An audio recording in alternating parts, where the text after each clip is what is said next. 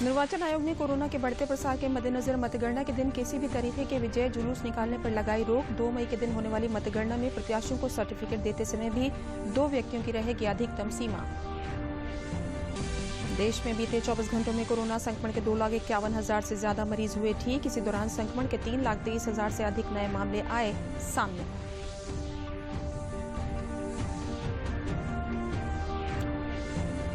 प्रदेश में बीते 3 दिनों में कोरोना संक्रमण की गति में लगी लगाम। शनिवार के मुकाबले कल तक 5,000 से ज्यादा संक्रमण के मामलों में आई कमी।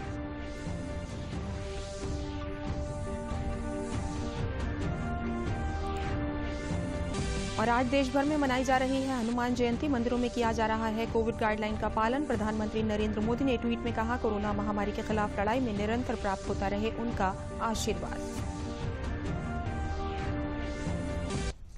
नमस्कार, मैं हूं तरन्नुम रिजवी। अब समाचार विस्तार से। कोविड के बढ़ते प्रसार के मद्देनजर निर्वाचन आयोग ने महत्वपूर्ण आदेश जारी किए हैं। विभिन्न राज्यों में हुए विधानसभा चुनाव और उपचुनाव की मतगणना 2 मई को होने वाली है। उस दौरान या उसके बाद किसी तरह के विजय जुलूस की अनुमति नहीं होगी। निर्वाचन आयोग ने आदेश जारी करते हुए भीड़ के साथ चुनाव की जीत का जश्न मनाने पर रोक लगा दी है। इसके अलावा जीते हुए प्रत्याशी द्वारा रिटर्निंग ऑफिसर से सर्टिफिकेट लेने के दौरान प्रत्याशी के साथ अधिकतम 2 लोगों को साथ रहने की अनुमति दी गई है।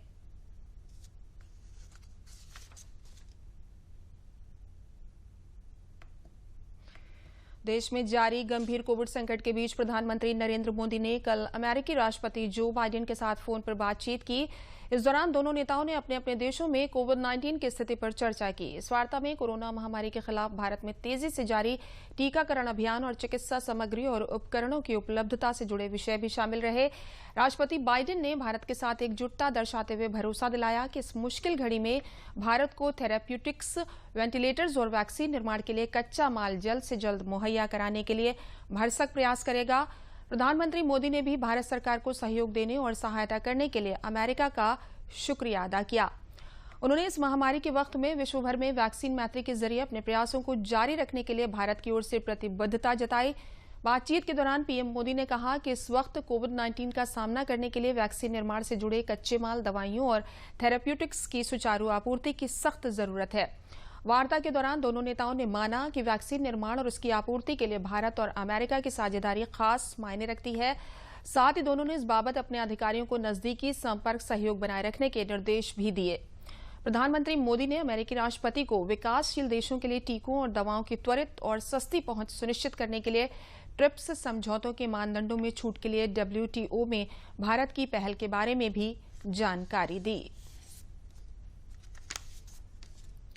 देश के विभिन्न हिस्सों में ऑक्सीजन आपूर्ति का काम निर्बाध तरीके से जारी है। ऑक्सीजन एक्सप्रेस के जरिए भारतीय रेल ऑक्सीजन की आपूर्ति कर रही है। रेलवे की मदद से दिल्ली में भी ऑक्सीजन एक्सप्रेस से ऑक्सीजन पहुंचाई जा रही है। रायगढ़ से 16 टन के 4 टैंकर आज सुबह दिल्ली कैंट रेलवे स्टेशन पर पहुंचे। रेल मंत्री पीयूष गोयल ने बताया कि उत्तर प्रदेश में ऑक्सीजन आपूर्ति हेतु बोकारो से लखनऊ के लिए चली ऑक्सीजन एक्सप्रेस ने वाराणसी में भी ऑक्सीजन सप्लाई की। उन्होंने बताया कि उत्तर प्रदेश में ऑक्सीजन की आपूर्ति के लिए लखनऊ से 4थी ऑक्सीजन एक्सप्रेस बोकारो के लिए रवाना हो चुकी है। रेलवे ये सुनिश्चित कर रहा है कि मेडिकल ऑक्सीजन देश भर के कोविड-19 रोगियों को ऑक्सीजन एक्सप्रेस के माध्यम से उपलब्ध कराई जाए, जिससे जरूरतमंदों को राहत मिले।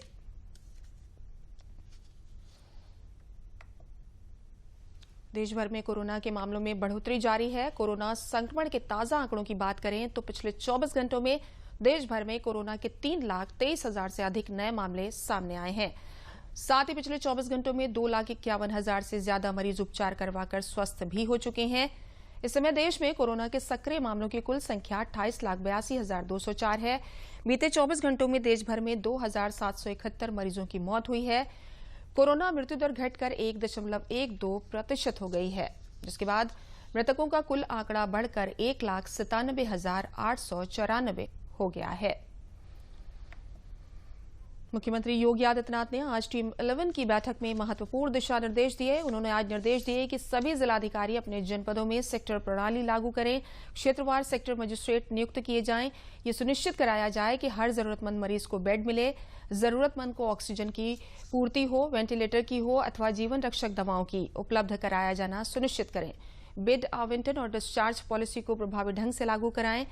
किसी जिले में शासनादेशों का उल्लंघन होता हुआ पाया गया तो संबंधित जिलाधिकारी और सीएमओ की जवाबदेही तय की जाएगी। मुख्यमंत्री कार्यालय और मुख्य सचिव कार्यालय ने इस पर सतत नजर रखी जाए। प्रदेश में ऑक्सीजन की आपूर्ति हर दिन बेहतर होती जा रही है। टैंकरों की संख्या भी बढ़ी है। 64 टैंकर इसी कार्य में लगाए गए हैं। इसके अलावा 20 टैंकर विभिन्न जिलों में सीधे अस्पतालों को आपूर्ति कर रहे हैं। भारत सरकार से भी 8 नए टैंकर मिल रहे हैं। इसके अलावा जमशेदपुर से ऑक्सीजन की आपूर्ति कराई जा रही है। सभी ऑक्सीजन टैंकर जीपीएस से लैस रहें, उनकी लाइव मॉनिटरिंग की जाए। ऑक्सीजन ऑडिट का काम तेजी से किया जाए। प्रदेश के विभिन्न चिकित्सा संस्थानों में 32 ऑक्सीजन प्लांट पहले से ही स्थापित हैं। अब 39 और अस्पतालों में ऑक्सीजन प्लांट लगाने के लिए ऑर्डर प्लेस कर दिए गए हैं। पीएम केयर्स अंतर्गत भारत सरकार द्वारा स्थापित कराए जाने वाले ऑक्सीजन प्लांट के संबंध में प्रस्ताव आज भेजे जा रहे हैं। उन्होंने कहा कि सभी जिलों में दो सीएससी को कोविड मरीजों के लिए वार्ड डेडिकेटेड किया जाए। स्वास्थ्य विभाग के अस्पतालों में पिछले सप्ताह में जनपदवार 200 से 200 बेड बढ़ाए गए हैं। इससे करीब 15,000 बेड बढ़े हैं। माफ कीजिएगा, 1,50,000 बेड बढ़े हैं। कोविड हॉस्पिटल के रूप में नए निजी अस्पतालों को भी जोड़ा जाए। मुख्यमंत्री ने कहा कि उत्तर प्रदेश में विगत 24 घंटों में आज 32,993 नए केस मिले हैं, जबकि इसी अवधि में 30,398 लोग स्वस्थ होकर डिस्चार्ज हुए हैं। स्पष्ट है, संक्रमण दर में गिरावट है और रिकवरी रेट बेहतर हो रहा है। ये सुखद है। ये सुखद स्थिति दवाई भी कड़ाई भी के सूत्र को प्रभावी ढंग से अमल में लाने का परिणाम है। हमें टेस्टिंग और ट्रेसिंग को दोगुनी क्षमता में बढ़ाने की जरूरत है। इस दिशा में कार्रवाई की जाए। मुख्यमंत्री योगी आदित्यनाथ ने आज हुई बैठक में कहा कि रेमडेसिविर जैसे किसी भी जीवन रक्षक दवा का प्रदेश में अभाव नहीं है। हर दिन इसकी आपूर्ति बढ़ रही है। जिलों की मांग को देखते हुए रेमडेसिविर के पर्याप्त वॉयल उपलब्ध कराए जा रहे हैं। सरकारी अस्पतालों में ये इंजेक्शन निःशुल्क उपलब्ध कराया जा रहा है। जरूरत हो तो निजी अस्पतालों को भी रेमडेसिविर मुहैया कराई जाए। इसके लिए जिला प्रशासन को अतिरिक्त रेमडेसिविर उपलब्ध कराई जाए। उन्होंने कहा कि टेस्ट हो या ट्रीटमेंट, राज्य सरकार ने सभी के लिए शुल्क की दरें तय की हैं। इससे अधिक शुल्क नहीं लिया जा सकता। अगर कहीं नियत शुल्क से अधिक की वसूली की घटना हो तो तत्काल दोषियों के खिलाफ महामारी एक्ट के अंतर्गत कार्रवाई की जाए। सभी जिलों में इसे प्रभावी ढंग से लागू किया जाए। कॉन्टैक्ट ट्रेसिंग को और बेहतर किए जाने की जरूरत है। आरआरटी की संख्या बढ़ाएं। इसमें आंगनबाड़ी आशा कार्यकर्तियों को भी जोड़ा जाए। बिना ट्रेसिंग के हम कोविड पर प्रभावी नियंत्रण नहीं कर सकते। उन्होंने कहा कि integrated control and command centre को सभी जिलों में प्रभावी बनाया जाए। आईसीसीसी के संपर्क नंबर बेहतर ढंग से प्रसारित किए जाएं। हर कंट्रोल रूम 24 घंटे अलर्ट मोड में रहे। लोगों की समस्याओं का यथोचित निराकरण कराएं। मुख्य सचिव कार्यालय और मुख्यमंत्री कार्यालय स्तर से इसकी मॉनिटरिंग की जाए।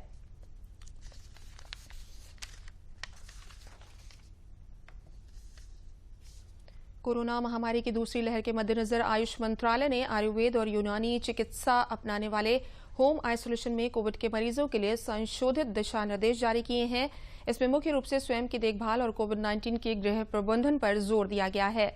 गौरतलब है कि देश में बड़ी संख्या में कोविड से प्रभावित परिवार अस्पताल के बाहर इस महामारी का सामना कर रहे हैं। कोविड मरीजों के लिए ये दिशा निर्देश शास्त्रीय आयुर्वेद और यूनानी ग्रंथों, शोध अध्ययनों के परिणाम, समिति की रिपोर्ट और सिफारिशों पर आधारित हैं और जो कोविड का मुकाबला करने में हमारी लड़ाई को और मजबूत करेंगे। इनका उद्देश्य प्रभावी घरेलू देखभाल समाधानों के बारे में नागरिकों में जागरूकता बढ़ाना है ताकि उन्हें होम आइसोलेशन के दौरान प्रतिरक्षा बढ़ाने में मदद मिल सके। दिशा निर्देश में होम आइसोलेशन के दौरान कोविड के सिम्टोमेटिक और हल्के लक्षण वाले मामलों के प्रबंधन के लिए आयुर्वेद और यूनानी फॉर्मूला जैसे कि आयुष 64 अश्वगंधा की गोलियां आदि जैसे प्रभावी प्रमाण शामिल किए गए हैं। ये सभी दिशा निर्देश आयुष मंत्रालय की वेबसाइट पर उपलब्ध हैं। इसके अलावा अन्य आयुष प्रणालियों पर आधारित समान दिशा निर्देश जल्द ही जारी किए जाने की उम्मीद है। उत्तर प्रदेश में पिछले 24 घंटों में 33,574 नए कोविड के मामले सामने आए हैं, जबकि 249 लोगों की मौत हुई है। उत्तर प्रदेश में पिछले 24 घंटों में 26,719 मरीज स्वस्थ हुए हैं। सीएम योगी आदित्यनाथ ने कहा कि पिछले 3 दिनों में कोविड के नए मामलों में कमी आई है। राज्य में सरकारी अस्पताल में बेड उपलब्ध नहीं होता है तो मरीज को निजी अस्पताल में भर्ती किया जाएगा। सीएम योगी आदित्यनाथ ने बताया कि पिछले 4 सालों में 32 ऑक्सीजन प्लांट लगाए गए हैं। वर्तमान में राज्य के सभी जिलों के अस्पतालों में 72 ऑक्सीजन टैंकर ऑक्सीजन की आपूर्ति कर रहे हैं। केंद्रीय महिला एवं बाल विकास मंत्री स्मृति ईरानी ने ट्वीट कर बताया कि देश भर में महामारी के दौरान महिलाओं की मदद के लिए 700 जिलों में वन स्टॉप सेंटर का परिचालन जारी है। राज्यों और केंद्र शासित प्रदेशों की मदद से वन स्टॉप सेंटर से जुड़े कर्मियों की कोविड से संबंधित स्वास्थ्य और जीवन बीमा की अवधि को बढ़ा दिया गया है। एक अन्य ट्वीट में उन्होंने बताया कि देश में महिलाओं और बच्चों के लिए विभिन्न सार्वजनिक गृहों में रहने वाले कर्मचारियों की सुरक्षा सुनिश्चित करने की दृष्टि से महिला एवं बाल विकास मंत्रालय ने राज्यों और केंद्र शासित प्रदेशों से इन केंद्रों पर कोविड के प्रसार को रोकने और शुरुआती लक्षणों की पहचान करने के लिए नियमित जांच कराने का आग्रह किया है।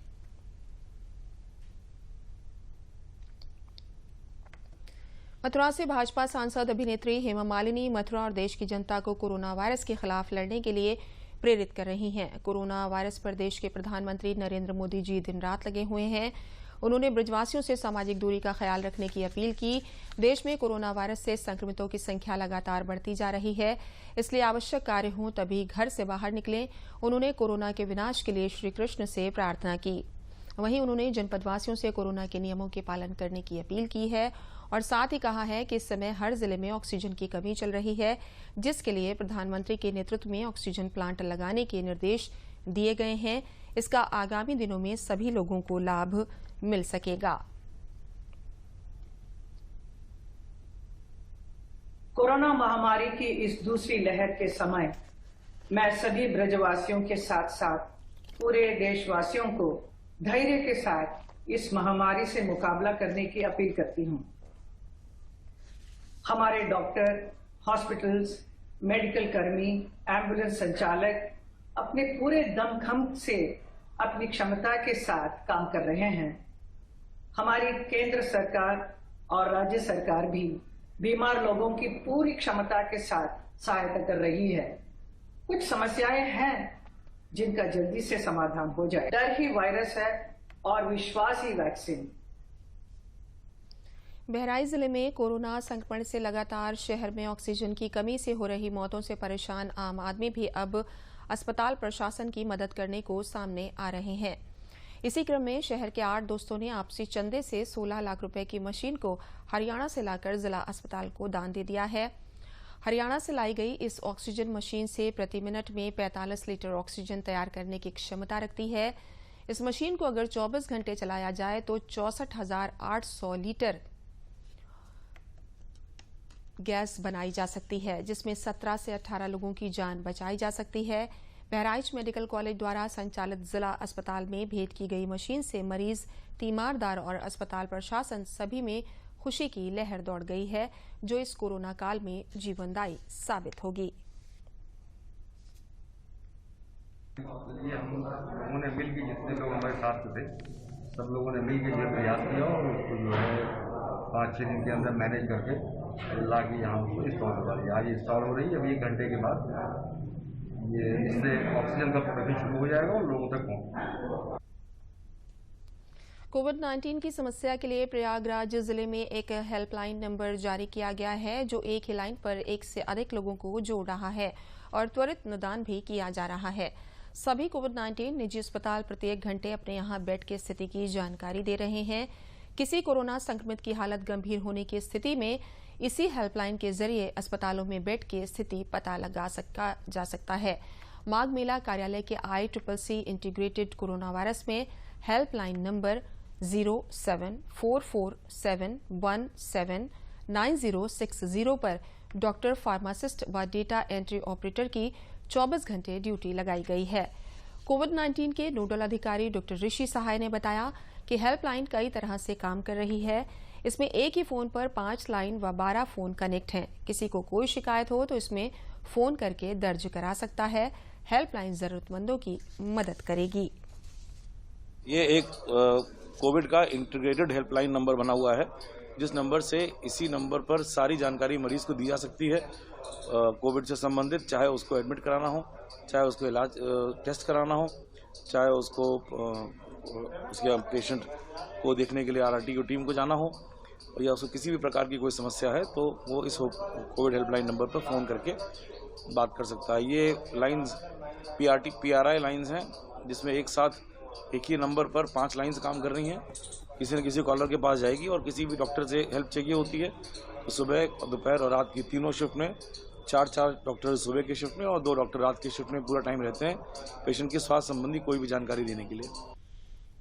देवरिया सदर विधायक ने जिला अस्पताल के इमरजेंसी पहुंचकर मरीजों व तीमारदारों का हाल जाना। परेशान मरीजों व तीमारदारों को देखकर विधायक डॉक्टर सत्यप्रकाश मणि त्रिपाठी ने कोरोना मरीजों के बेहतर इलाज व मरीज भर्ती करने की क्षमता बढ़ाने हेतु वर्ष 2021-22 सत्र में आवंटित अपनी निधि से वेंटिलेटर व बाईपैप यंत्र क्रय करने हेतु स्वीकृति पत्र मुख्य विकास अधिकारी को तत्काल धन उपलब्ध कराने हेतु निर्देशित किया। उन्होंने सीएमओ देवरिया को शीघ्र ही वेंटिलेटर व बाईपैप यंत्र अच्छी गुणवत्ता का लगवाने के निर्देश दिए, जिससे कोरोना संक्रमित मरीजों को बेहतर इलाज मुहैया हो सकेगा। उन्होंने नगर पंचायत के ईओ को निर्देशित किया कि देवरिया सदर अस्पताल के इमरजेंसी में आ रहे मरीजों के तीमारदारों हेतु टेंट लगवा दें। उन्होंने कहा कि यदि धन की समस्या कहीं से आ रही हो तो धन की व्यवस्था भी की जाएगी। विधायक ने कहा कि संक्रमण से लड़ाई में यदि और संसाधनों की जरूरत होगी तो सरकार व अपने स्तर से मुहैया कराने का प्रयत्न करेंगे। उन्होंने सभी से कोरोना बचाव हेतु गाइडलाइन का कड़ाई से पालन करने की अपील भी की। देवरिया में कोविड पेशेंट्स के लिए मैंने अपनी विधायक निधि से भी 30 लाख रुपए स्वीकृत किया है कि उससे वेंटिलेटर खरीदा जाए कोविड अस्पताल में, जिससे मरीजों को बेहतर सुविधा, चिकित्सा सुविधा मिल सके। इसके अतिरिक्त अभी हमारे माननीय प्रधानमंत्री जी ने घोषणा की है कि प्रत्येक जनपद में ऑक्सीजन संयंत्र लगाए जाएंगे और उस पर जमीन खोजने का काम भी शुरू हो गया है। उस संयंत्र से पर्याप्त मात्रा में ऑक्सीजन मिलेगी और ऑक्सीजन की कमी नहीं रहेगी। हमारे माननीय मुख्यमंत्री योगी जी ने अभी व्यवस्था की है कि कोई भी कोरोना पेशेंट अस्पताल से वापस नहीं जाएगा और अगर कोविड अस्पताल में जगह नहीं है तो उसको प्राइवेट हॉस्पिटल में भेजा जाएगा, उसका पूरा खर्चा सरकार वहन करेगी।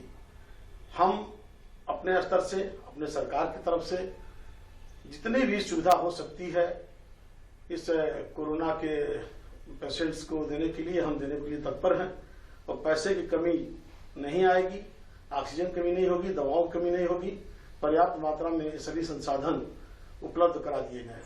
आगे जैसी आवश्यकता हमारे चिकित्सक समझेंगे, हम स्वयं अपनी निधि से, सरकार से, माननीय मुख्यमंत्री योगी जी से कह के हम जितनी भी सुविधाएं हैं वो दिलाने की कोशिश करेंगे।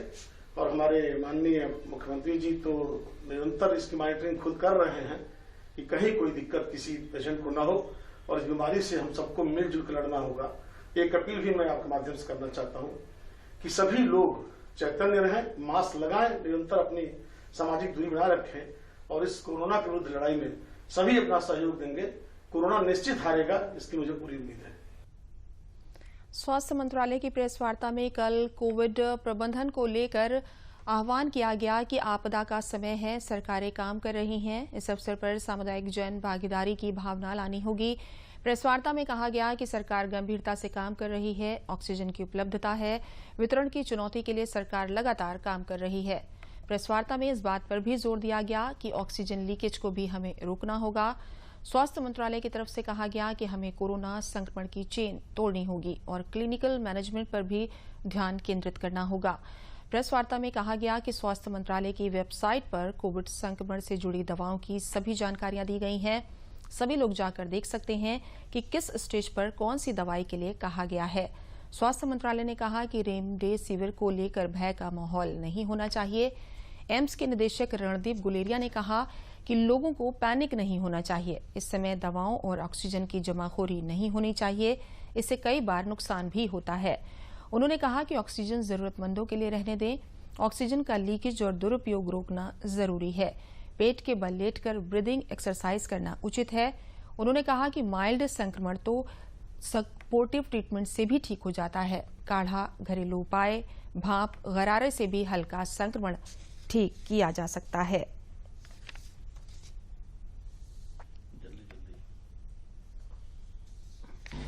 इस समय देश में करीब 82% केसेस क्योर हो चुके हैं, रिकवर हो चुके हैं। करीब 16.25% केसेस यानी कि 28,13,658 केसेस अभी एक्टिव केसेस की दृष्टि में हैं, जिनको कि मॉनिटर किया जा रहा है। जो हमारे सामने आज की सिचुएशन है उसमें हम देखते हैं कि मिड फरवरी ऑनवर्ड्स हम लोगों का एक steep rise in cases note किया गया है। और अगर हम आज का डेटा देखें तो पाते हैं कि करीब 3,52,991 केसेस पिछले 24 घंटे में देश में रिपोर्ट हुए हैं। While this is the situation with respect to larger number of cases getting reported, positive news also is कि हम देखते हैं कि एक इंक्रीजिंग ट्रेंड रिकवरी में भी देश में नोट किया जा रहा है।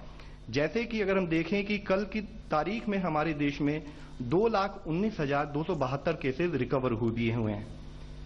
आज की दृष्टि में अगर हम देखें तो कुछ स्टेट्स में हमारे एक्टिव केसेस ज्यादा हैं, यानी कि यह वह स्टेट हैं जहां पर कि हमें और अधिक कार्य करने की जरूरत है। दो तरीके से, एक तरह से कि हम कैसे इन्फेक्शन को कंट्रोल करें और साथ ही हम वहां पर केसेस का क्लिनिकल मैनेजमेंट टाइमली और प्रोसेस से कर पाएं, जिसमें हम देखें कि सबसे अधिक केसेस महाराष्ट्र में है, उसके बाद उत्तर प्रदेश, कर्नाटका, केरला, राजस्थान, छत्तीसगढ़, गुजरात और तमिलनाडु।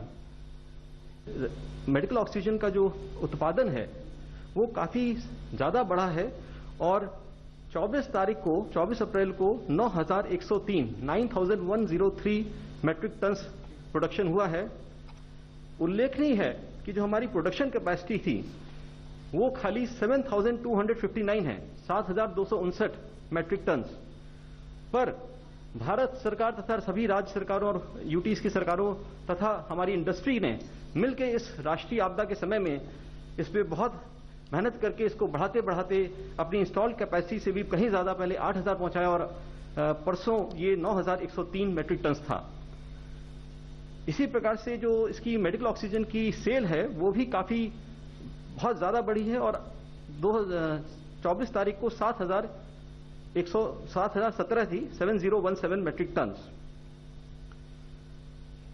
राइजिंग केसेस के ट्रेंड को देखते हुए भारत सरकार ने 26 तारीख यानी आज सभी राज्य सरकारों को तथा यूटीज की सरकारों को ये निर्देश दिए हैं कि जो लिक्विड ऑक्सीजन है जो इसमें काम आती है वो इंडस्ट्रीज को ना दी जाए सिवाय medical like pharmaceuticals, ampoules, vials and defence forces. और इस मेडिकल ऑक्सीजन की पेशेंट्स के लिए अवेलेबिलिटी को मैक्सिमाइज किया जाए कि अगर किसी को आरटीपीसीआर नहीं हो पा रहा है या उसकी रिपोर्ट डिले हो रही है लेकिन उसके सिम्टम्स जो हैं वो क्लासिकल कोविड के हैं या सीटी स्कैन क्लासिकल कोविड का है, तो क्या उसको हमें कोविड मान लेना चाहिए या नहीं? मैं तो ये कहूंगा कि अब पैंडेमिक को देखते हुए जितने हमारे केसेस हैं हमें क्लिनिको रेडियोलॉजिकल डायग्नोसिस भी करना पड़ेगा और we will accept that this should be covid और इन लोगों को पूरा कोविड की तरह ही ट्रीटमेंट मिलना चाहिए। क्योंकि कई दफा ऐसा होता है और इसमें एक और चीज मैं जोड़ना चाहूंगा, ट्रीटमेंट के अलावा ये भी बहुत जरूरी है कि अगर आपको कोई भी कोविड के लक्षण हो तो आप अपने आप को एकदम आइसोलेट कीजिए। आप चेन ऑफ ट्रांसमिशन को रोकिए, देखिए कि आपके घर में और किसी को ना हो। इसका वेट ना कीजिए कि जब मेरी रिपोर्ट आएगी तभी मैं अपने आप को आइसोलेट करूंगा। बुखार हुआ, जुकाम, नजला है, इस टाइम बहुत हाई चांस है कि आपको कोविड ही है। एकदम आपको अपने आप को आइसोलेट कीजिए, ट्रीटमेंट शुरू कर दीजिए जो गाइडलाइंस में है और टेस्ट कराइए। कई दफा ये भी होता है कि आरटीपीसीआर टेस्ट नेगेटिव भी आ सकता है क्योंकि उसकी सेंसिटिविटी 100% नहीं है। तो उस सिचुएशन में भी अगर क्लिनिकल सिम्टम्स जो है वो क्लासिकल हैं और आपके आसपास कोई है जो क्लोज कॉन्टैक्ट है जिससे आप जो पॉजिटिव है, तो ये मान के चलना चाहिए कि आपको कोविड है और उसकी ट्रीटमेंट पूरी तरह वैसे ही करनी चाहिए। और अगर एडमिशन की जरूरत हो तो उसको एडमिट भी कर सकते हैं। कई हॉस्पिटल ने इसके सोल्यूशन एक निकाला है जो हम कहते हैं कोविड सस्पेक्ट वार्ड। एक नेगेटिव हो गया, एक पॉजिटिव हो गया, एक सस्पेक्ट वार्ड जो है वहां पे भी एडमिट कर लेते हैं। वहां कोविड की तरह ही ट्रीट करते हैं लेकिन उनको कोविड सारे पेशेंट के साथ मिलाते नहीं है, जिससे बाई चांस अगर ना हुआ या बाद में कुछ और आया तो वो उनको कोविड से एक्सपोजर ना हो। कल प्रदेश के अपर मुख्य सचिव सूचना नवनीत सहगल ने बताया कि मुख्यमंत्री योगी आदित्यनाथ ने निर्देश दिए हैं कि होम आइसोलेशन में रहने वाले लोगों से लगातार संवाद किया जाए। देश के विभिन्न हिस्सों से जो लाई जा रही है उसमें लगातार बढ़ोतरी हो रही है। हालांकि ये अभी भी कुछ जगह समस्या कभी आती है लेकिन समय से उस गैस को उपलब्ध कराकर वो समस्या दूर की जा रही है। किसी प्रकार की इस समय समस्या नहीं है। यहाँ ये भी उल्लेख करना है कि माननीय मुख्यमंत्री जी द्वारा ये निर्देश दिए गए थे कि कुछ चिकित्सालयों में अस्पतालों द्वारा, निजी अस्पतालों द्वारा एक आध जगह ऐसा प्रयास किया गया था कि उनके अस्पताल में ऑक्सीजन होने के बावजूद उनके द्वारा ऐसे नोटिस लगाए गए थे कि उनके यहाँ ऑक्सीजन नहीं है। ऐसे अस्पतालों के खिलाफ कार्रवाई करने को बोला गया था। इसको अफवाह बनाकर कुछ लोगों द्वारा इसका दुरुपयोग किया गया। केवल ये उन अस्पतालों के लिए था जहां पर ऑक्सीजन की उपलब्धता थी, परंतु उनके द्वारा इस प्रकार का गलत नोटिस लगाकर मरीजों को वहां से हटाने की कोशिश की गई, एक डर पैदा करने की कोशिश की गई, एक पैनिक फैलाने की कोशिश की गई। उनके खिलाफ कार्रवाई करने को बोला था। यदि जेन्युइनली वाकई कहीं किसी अस्पताल में ऑक्सीजन की कमी है और वो जिलाधिकारी को और मुख्य चिकित्सा अधिकारी को उनको अवगत कराना चाहिए। यदि वो उनके यहाँ ऑक्सीजन खत्म हो रही है तो जिलाधिकारी और मुख्य चिकित्सा अधिकारी उस प्रकार की व्यवस्था करेंगे कि वहां पर मरीज। आज हनुमान जयंती का त्योहार पूरे भारत में मनाया जा रहा है। हिंदू मान्यता के अनुसार आज भगवान हनुमान का जन्म हुआ था। इस मौके पर प्रधानमंत्री मोदी ने ट्वीट कर कहा कि हनुमान जयंती का पावन अवसर भगवान हनुमान की करुणा और समर्पण भाव को याद करने का दिन है। मेरी कामना है कि कोरोना महामारी के खिलाफ जारी लड़ाई में निरंतर उनका आशीर्वाद प्राप्त होता रहे, साथ ही उनके जीवन और आदर्शों से उन्हें प्रेरणा मिलती रहे। आज हनुमान जयंती है। आज के दिन ज्ञान, भक्ति और वैराग्य के देवता हनुमान जी का जन्म हुआ था। चित्रकूट स्थित हनुमान मंदिरों में कोरोना गाइडलाइन का पालन करते हुए बेहद सादगी, श्रद्धा और भक्ति के साथ हनुमान जयंती मनाई जा रही है। सुबह से ही हनुमान भक्तों ने हनुमान चालीसा, सुंदरकांड, हनुमान बाहु के साथ तुलसी गुफा मंदिर, बूढ़े हनुमान मंदिर, लैना बाबा मंदिर सहित जिले के अन्य हनुमान मंदिर में पूजन अर्चन शुरू कर दिया है। तुलसी गुफा मंदिर के पुजारी मोहित दास ने बताया कि आज हनुमान जयंती है, जिसे कोरोना गाइडलाइन का पालन करते हुए बेहद सादगी के साथ मनाया जा रहा है। उन्होंने बताया कि यहां रहकर श्री रामचरितमानस के रचयिता गोस्वामी तुलसीदास जी ने तपस्या की थी। तुलसीदास जी को हनुमान जी ने तोता रूप में दर्शन देकर भगवान राम का साक्षात्कार कराया था। तभी से दोहा प्रचलित हुआ कि चित्रकूट के घाट में भई संतन की भीड़, तुलसीदास चंदन घिसट तिलक देत रघुबीर। इसी के साथ समाचार समाप्त हुए। नमस्कार।